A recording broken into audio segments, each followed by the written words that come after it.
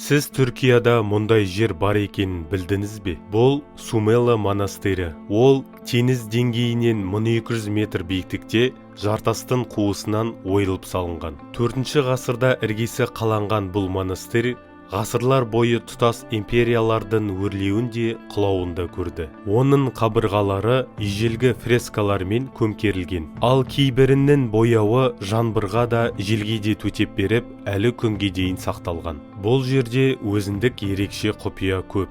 Монастыр ғасырлар бойы соғыстарды, қирауларды, ұмыт қалуды бастан өткерді. 20 ғасырда Грекия мен Түркия арасындағы халық алмасу кезінде монахтар монастырьды тастап кетуге мәжбүр болды. Жылдар бойы бұл жер бос қалды, ұмыт болды. Бірақ бүгінде бұл Түркияның ең әсерлі орындарының бірі. Оның бірегей сәулеті, ежелгі фрескалары және таңғажайып табиғаты әлемнің түкпір-түкпірінен туристерді қызықтырады. Сумела бұл жай ғана тарихи ғимарат емес. Бұл Қара теңіз тауларында жасырылған өткеннің тірі мұрасы. Сіз бұл керемет орынды өз көзіңізбен көргіңіз келеді ме? Арнаға жазылып, лүпіл басуды ұмытпаңыз.